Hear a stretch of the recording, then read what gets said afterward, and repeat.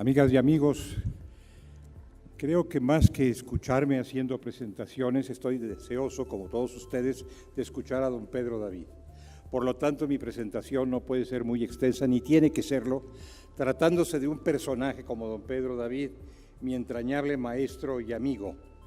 Quiero decir que don Pedro es una figura grande de las ciencias penales.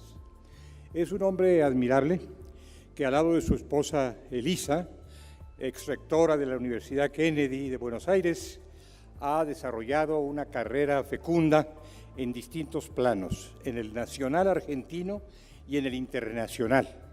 Ha sido juzgador en tribunales penales internacionales y también en Argentina como presidente de la Cámara Federal de Casación en Buenos Aires. Tratadista ilustre, es autor de numerosos libros, o coautor de ellos, o coordinador de ellos, y se le han rendido muy merecidos homenajes por su labor. Quiero destacar también su presencia en México.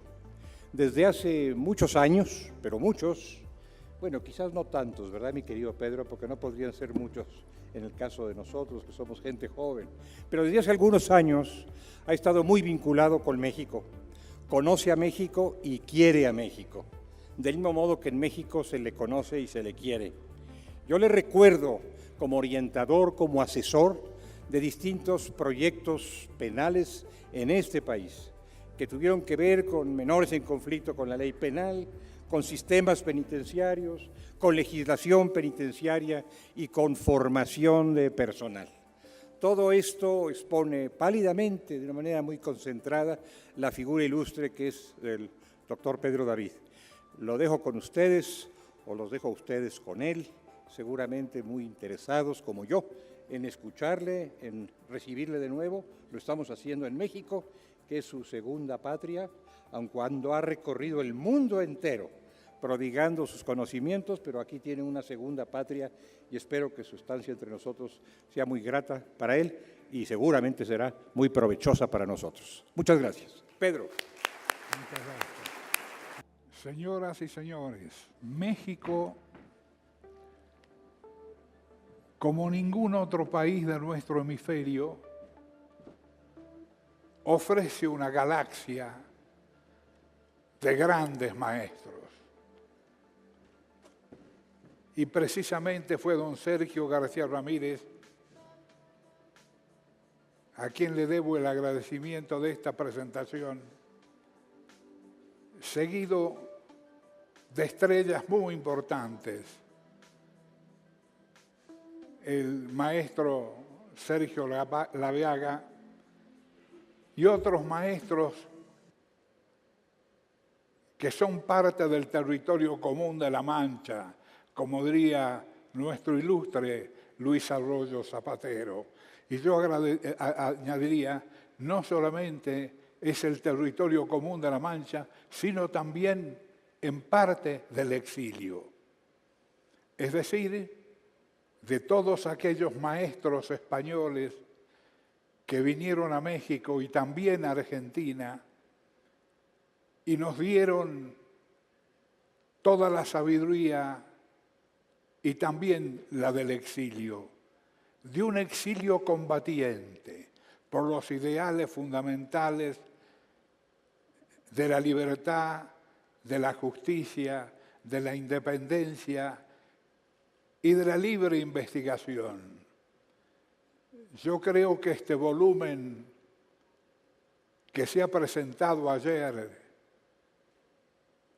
con la laudatio del maestro Sergio García Ramírez y con el texto de nuestro adelantado español en tiempos modernos y también adelantado mexicano, no tiene comparación. Por lo pronto, descubrí a través de los escritos del amigo Sánchez Galindo que el maestro Sergio García Ramírez había sido amante de dos pasiones. Y Sergio dice Cuando le conocí, oscilaba entre el mar de la literatura y el mar de la juridicidad. Y una distinguida jurista dijo también grandes alabanzas de la pluma de Sergio. Lo cierto es que yo personalmente no he conocido a nadie que pueda, en una síntesis viable, unir las altas cumbres de la literatura con los más finos análisis de la juridicidad. Me acuerdo que Sergio me envió hace 2 años un libro que decía para la Navidad del 2017. Y leyendo ese cuento primero de Sergio, descubro en uno de sus parajes, de sus partes, de sus secciones, que Sergio dice: me miré en el espejo, era la última frase, y de pronto descubrí que había llegado yo. Y al haber llegado yo, llegaba también este Sergio, que fue para todos en México apoyo indiscutido, mentor de todos sus amigos, funcionario impecable, juez de la Corte Interamericana que dijo: esta es la Corte Suprema de todas las Cortes.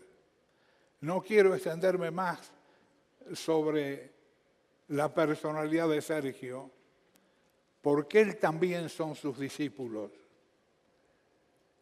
Y sus discípulos son Sergio García Laveaga, Antonio Sánchez Galindo, Malú Malvido, Luis Rodríguez Manzanero y muchos otros que no menciono aquí. Pero lo cierto es que no puedo dejar de mencionar ese libro que ya fue presentado ayer, porque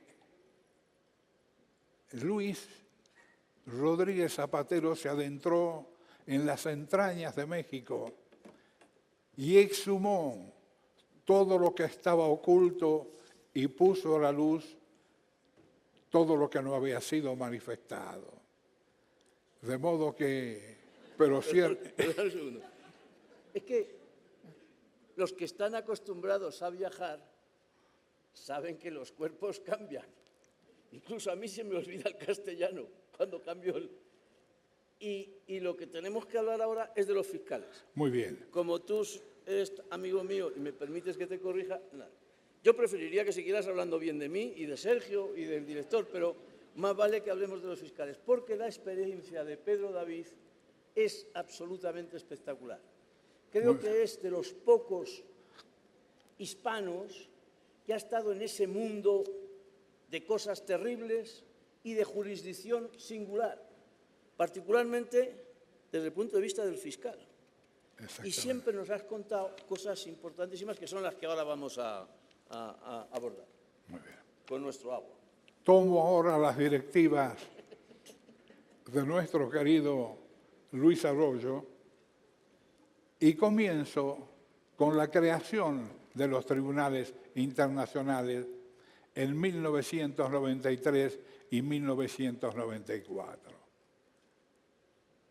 Uno de nuestros grandes amigos, ya fallecido, el doctor Sherif Bassiouni, fue encargado por las Naciones Unidas de hacer un informe sobre las atrocidades de Bosnia, Herzegovina y todas las guerras que estaban sucediendo en el Levante.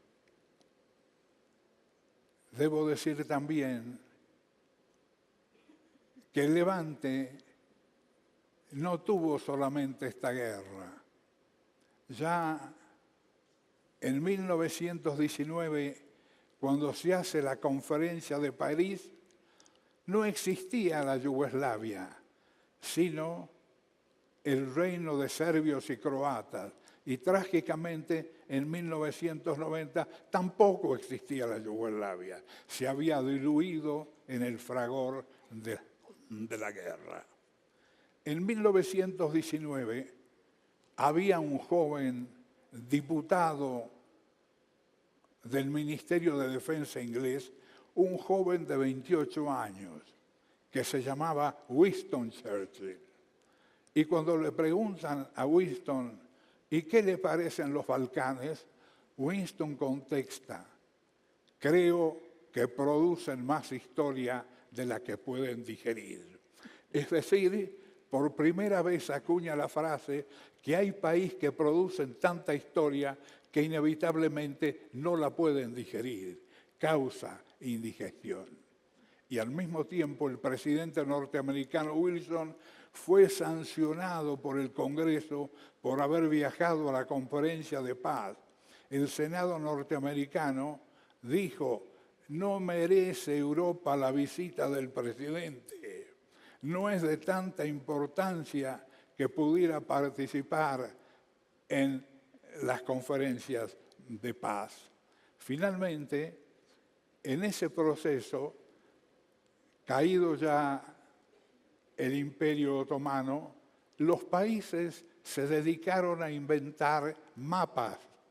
Es decir, le correspondió a Inglaterra todo el mapa que correspondía a los grandes yacimientos petrolíferos, a Francia, las grandes secciones de las fronteras de esos países y además Francia creó el Líbano diciendo, es bueno crear un país donde haya tantas etnias porque se van a contrarrestar las unas a las otras, sin pensar que desde entonces el Líbano ha sido un lugar inenarrable de toda tragedia hasta el día de hoy. Esto es por el modo en que los países diseñan las fronteras, no respondiendo a las idiosincrasias e historias de los países, sino inventando las historias que les conviene en el día. Cuando el Tribunal Internacional está por crearse, el informe de Basciuni fue un impulso extraordinario. Pero era la primera vez que Naciones Unidas creaba un tribunal internacional, después de Nuremberg y Tokio. Además, un tribunal de civiles y un tribunal donde estaban mujeres, es decir, contrariamente a toda la estructura internacional de esos tribunales. Y además, Naciones Unidas se adentró en un problema gravísimo, crear un tribunal internacional para el que no tenía ninguna experiencia. Es decir, lo primero que ocurrió fue que hubo que redactar por el tribunal mismo las funciones de cada uno de ellos. Y en consecuencia hubo una discusión entre el common law y el civil law. Finalmente se hizo un sistema híbrido, como sostenía Mireille Martí, de que era no una mezcla destilada de sistemas, sino más bien un sistema donde las dos disposiciones se mezclaban. Pero lo cierto es que la construcción del tribunal fue hecha desde la dimensión anglosajona. Y desde luego el fiscal recibió la impronta anglosajona. El primer problema del fiscal fue que tenía que acompañar a los ejércitos combatientes. Recuerdo mis diálogos con la primera fiscal del tribunal y le pregunté, ¿y dónde están sus fiscales? Y me dijo, en el frente de guerra. Es decir, acompañaban a las fuerzas del general Clark, una cosa inusitada para un fiscal de un tribunal judicial. No solamente eso, sino que se determinó que los fiscales tenían que actuar solamente cuando tuvieran toda la prueba armada. Y esa prueba armada no consistía solamente en testigos, sino en partes de guerra. De hecho, el Tribunal de la ex Yugoslavia, su prueba fundamental nació de los partes de guerra. Y nosotros tuvimos frente al tribunal a los grandes comandantes del ejército norteamericano, a los del ejército serbio, al de Croacia y, en fin, a todos los actores. Es decir, que la labor del fiscal no fue una labor judicial. Tuvieron que aprender desde los partes de guerra la posición de los ejércitos y al mismo tiempo qué impacto podrían tener en el enemigo y sobre las poblaciones civiles todas las bombas sin dirección que caían sobre ellos. Y el Tribunal de Apelaciones tuvo que distinguir con gran cuidado si una bomba sin dirección podía matar a 60 o 70 personas, como fue en el caso de Bosnia en el mercado del Marcale. El proceso de los tribunales internacionales de la ex Yugoslavia fue uno de los procesos más crueles en una Europa que acababa de salir de la guerra y al mismo tiempo donde poblaciones enteras civiles fueran diezmadas. En uno de los casos que yo tengo aquí para contarles, que no les voy a contar porque es muy largo y está en el proceso, se trataba de dos hermanos, Luques en Luques, que me tocó juzgar a mí. El proceso Lucas en Luques me enseñó a mí dos cosas.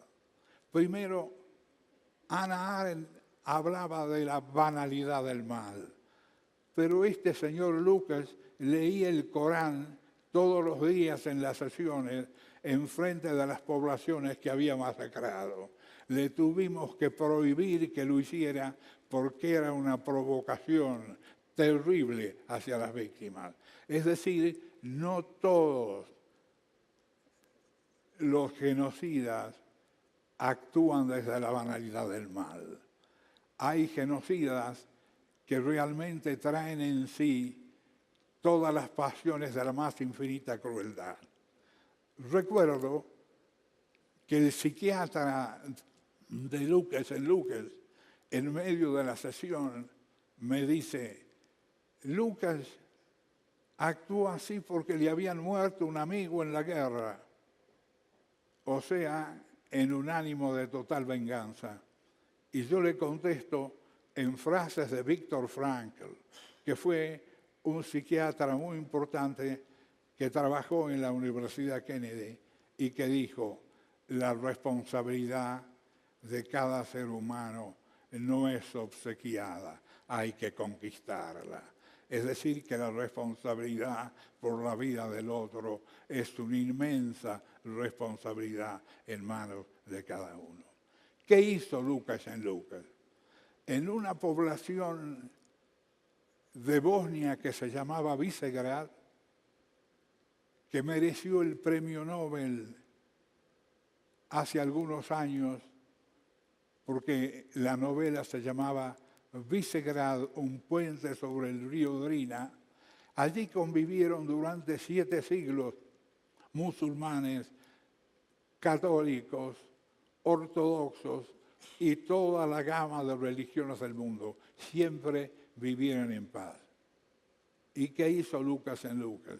Se dedicó a matar selectivamente a la población de Visegrad, que tenía 8.000 habitantes en el mes de marzo del año 1993, y a diciembre había solamente una docena de pobladores. ¿Qué es lo que hacía Lucas en Lucas?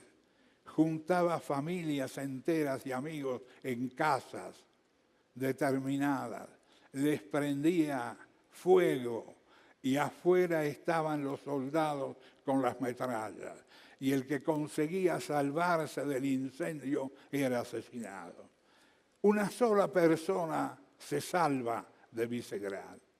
Se llama Vera Turiacenin, que está encerrada junto con una hermanita menor paralítica. Quiere escalar las ventanas y con la hermana paralítica no puede.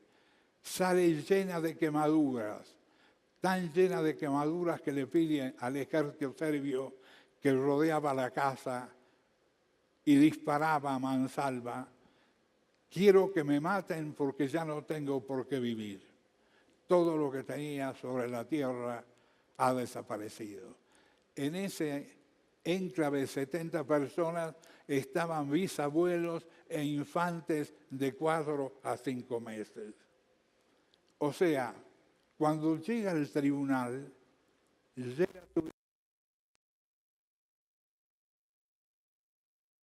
le pregunto: ¿y cómo me habla usted en francés si usted es de ascendencia serbo-croata? Y me dice: he sufrido tanto que no puedo hablar más mi idioma. Tengo que hablar en francés porque es imposible para mí recordar lo que he perdido. Es decir, que la guerra no solamente apaga la vida, sino apaga la voz del lenguaje originario. También me toca en ese momento tomarle indagatoria a un señor que había sido asesinado junto con otros cientos a manos serbias. Y me dice el señor: tengo una historia terrible para contarle. Estaba yo con mi hijo tapado en las trincheras, mi hijo encima mío. Estuvimos 24 horas huyendo de las fuerzas serbias y cuando despierto encuentro un cadáver encima mío. Era el cadáver de mi hijo. Es decir, son incontables las tragedias de la ex Yugoslavia. Me tocó también, no solamente Vera Turiacenin, sino muchos otros. Me tocó el caso del general Perisic, que fue condenado por 120.000 asesinatos con bombas sin dirección. Era el comandante en jefe de los ejércitos serbios. 120.000 asesinatos a poblaciones civiles. Y sin embargo aquí hubo un gran fallo de la justicia, de los tribunales, y un gran triunfo para los fiscales. La sala de apelaciones, habiéndolo yo condenado al general Perisic a prisión perpetua, decidió exculparlo de toda culpa porque inventaron una cláusula que no estaba en el jus cogens, que se llamaba la dirección específica, que después el mismo tribunal, bajo la presión de los fiscales, tuvo que rectificar, y al mismo tiempo se hicieron denuncias contra el juez del tribunal presidente, el juez Meron de los Estados Unidos, porque fue denunciado por uno de los jueces porque enviaba sus sentencias al Departamento de Estado antes de dictarlas. Yo publiqué un trabajo sobre este caso que se llama Cuestiones de Derechos Humanos, donde aparece también el caso del general Perisic. El general Perisic era el comandante en jefe. Tenía toda la inteligencia que le pasaba Naciones Unidas y se había hecho confeccionar bombas sin dirección, con lo que tiradas sobre los mercados, como un mercado en Bosnia, Marcale, mató a 60 personas de un solo movimiento. Es decir, que si ustedes quieren ver el catálogo de atrocidades que pasaron en los Balcanes, en el corazón de Europa, no necesitan mucho. Con ir a cualquier sitio de las Naciones Unidas, estarán allí los casos, estarán las exculpaciones y las condenas. Evidentemente que los fiscales del tribunal, para mí, han sido los grandes héroes de esta patriada del Tribunal Penal Internacional, porque no cedieron. En el caso Perisic, lograron que el tribunal modificara sus futuras condenas y que no utilizaran más la frase dirección específica que no estaba en el ius cogens. Lo que les muestra a ustedes, señores, que lo caracteriza a un buen juez de otro es su inconmensurable independencia. Es la independencia que lo motivó a Sergio García Ramírez en el caso de Barrios Altos, que aquí recuerdo porque tuvo una inmensa trascendencia en todas partes. Aquí también, aunque no le guste a mi amigo Luis Arroyo Zapatero, diré que es el único jurista que junto al Papa pudo hacer derogar la pena de muerte.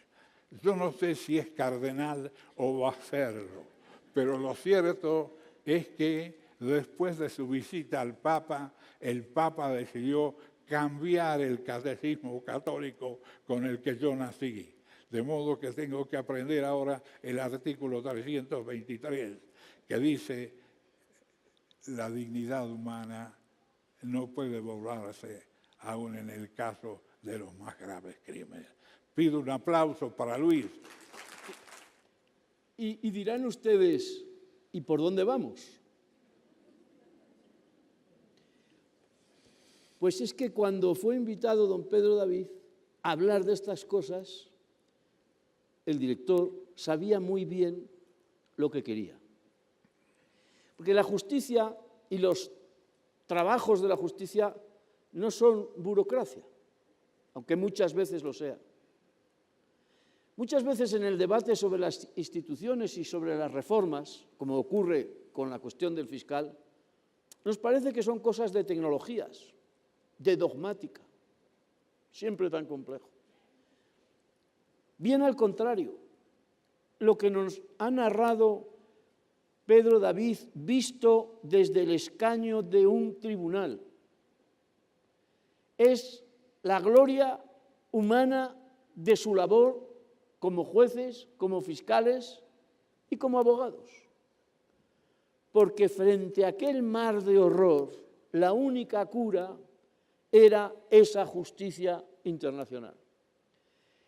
Y precisamente en esa justicia que se hace bajo los principios que se establecieron ya hace años en México, pero que tan difíciles son de llevar a cabo, el juicio, el sistema acusatorio, el sistema adversarial. Fíjense ustedes en una casita de juguete como ese tribunal, cómo hubo que inventarlo, ¿no? Como lo están ustedes inventando todos los días desde que aplican el nuevo sistema, porque son sistemas nuevos que hay que poner a prueba. ¿Quién destaca ahí en este sistema? ¿Los jueces? Él es un juez especial, porque el propio secretario general de las Naciones Unidas le pidió que hiciera un informe sobre cómo funcionaban los tribunales. O sea que a él le consideraban más que un juez, y con gran experiencia también en el fiscal.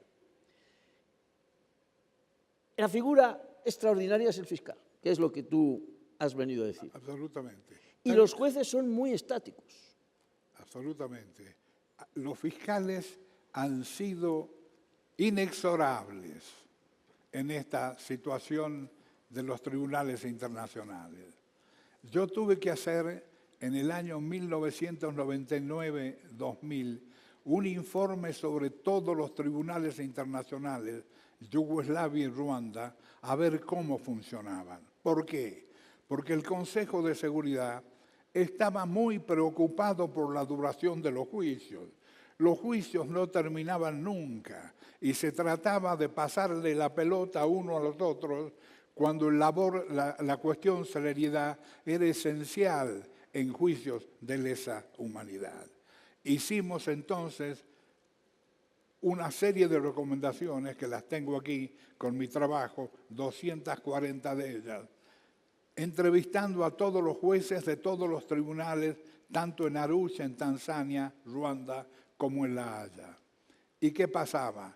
Que notamos que había que reforzar la labor de los fiscales y que los fiscales no podían iniciar ninguna acción hasta tener 100% de la prueba acumulada.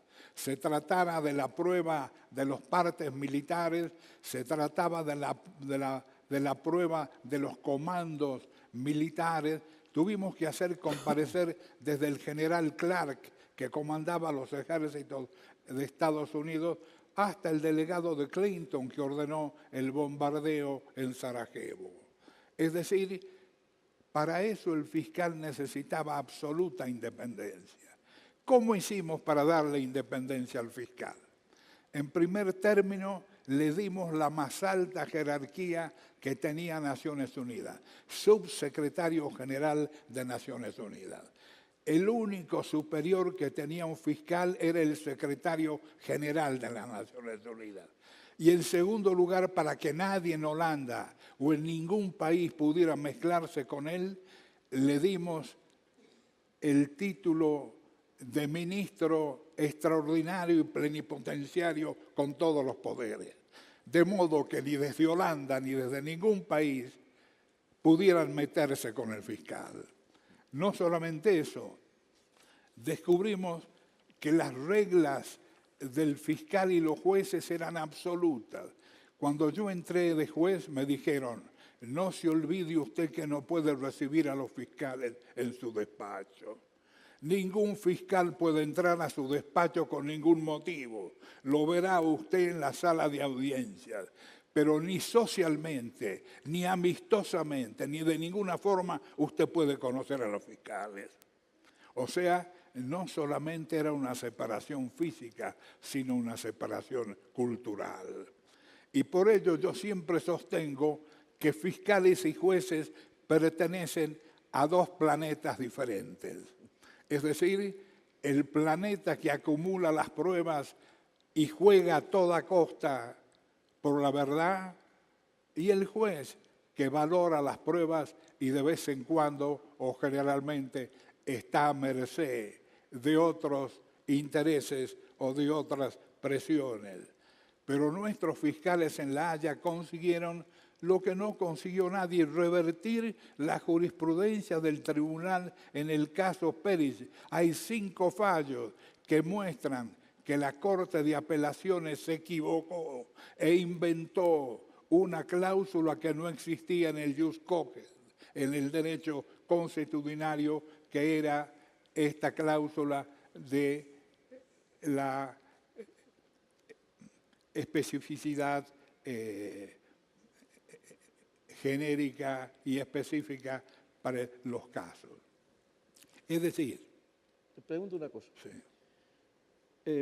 Yo tengo una tendencia personal a conocer a la justicia como víctima de la justicia, claro. Entonces, no es un ejemplo que merezca mucho la pena seguir.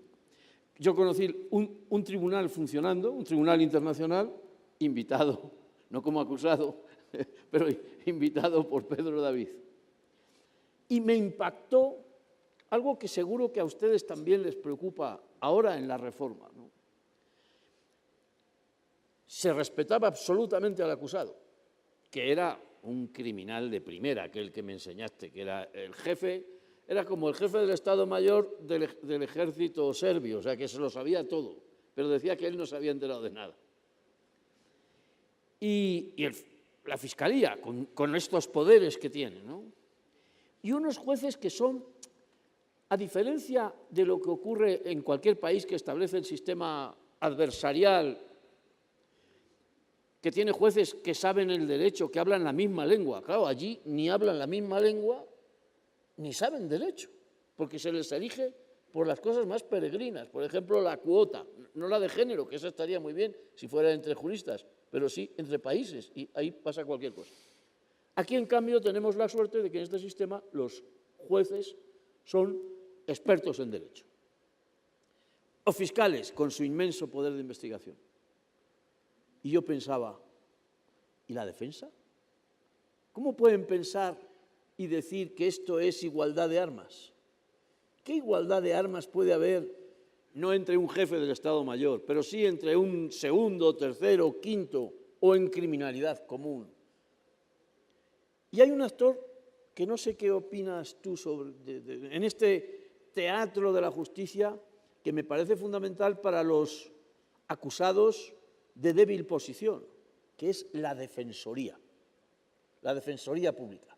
Yo no veo que este sistema nuestro nuevo, que predica la igualdad de armas, no sea realmente igual, sino es, además de fortaleciendo la Fiscalía, alejando a los jueces, no socialmente, pero sí del entendimiento de los asuntos, que los defensores estén bien dotados y organizados. ¿Cómo has visto eso en los tribunales?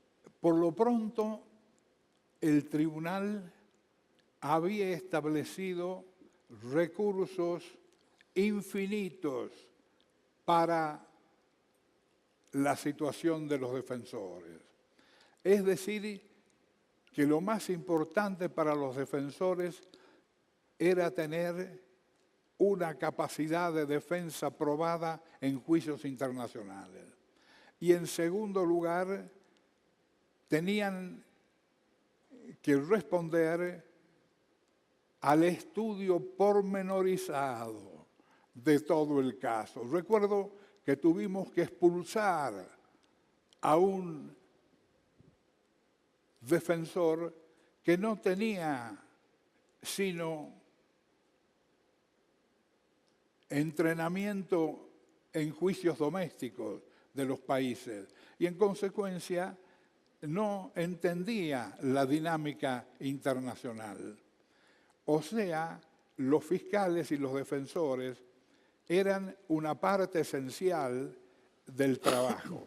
Pero además había una cosa importante. Los jueces querían conocer a los testigos en versiones depuradas. Entonces inventaron un procedimiento que se llama proofing, P-R-O-O-F-I-N-G, mediante el cual todos los acusados tenían que ser entrenados para contestar al tribunal en las preguntas concretas que se les hiciera sin confusiones ni hesitaciones. El tribunal decía, no estamos aquí para perder el tiempo, sino para averiguar la verdad. Y tenemos aquí escasos días, claro, eran días cuando yo comencé mi investigación. El tribunal cerró sus puertas el día 31 de enero del 17 con 161 condenas. Nunca otro tribunal en la historia tuvo tantas condenas como el tribunal de la ex Yugoslavia. Y al mismo tiempo dejó un legado absolutamente caudaloso de la jurisprudencia internacional. Podemos decir que el derecho penal humanitario, cuya semilla comienza en Nuremberg, se agranda con la gestión del Tribunal Penal Internacional. Me acuerdo de lo que me hace en este momento recordar el querido amigo Arroyo Zapatero. Uno de los delincuentes más terribles, el señor Lucas, que había asesinado a musulmanes, decidió por su cuenta ponerse a leer el Corán cada vez que hablaba un testigo de los que habían sido masacrados. O sea que eso me dio pautas a mí para mostrar que no todos los genocidas de Hannah Arendt eran de la banalidad del mal, sino que estaba determinado para amedrentar a todos los testigos. Desde luego le prohibimos absolutamente exhibir de nuevo el Corán, hacer ningún comentario y al mismo tiempo establecer sanciones en su contra. De esa forma pudimos continuar con el juicio. Por otra parte, era muy importante ver cómo los jueces del common law y los jueces del derecho continental se movían. Uno sabía cuando era un juez del derecho continental por su pasión de la verdad. No paraba con los testigos hasta encontrar la verdad que a él le satisfacía.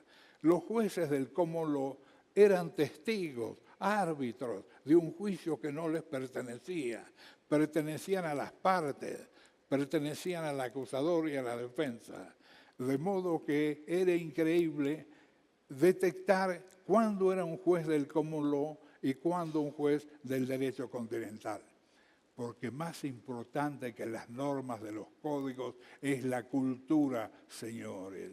Es decir, si hay una cultura de impunidad, será la impunidad.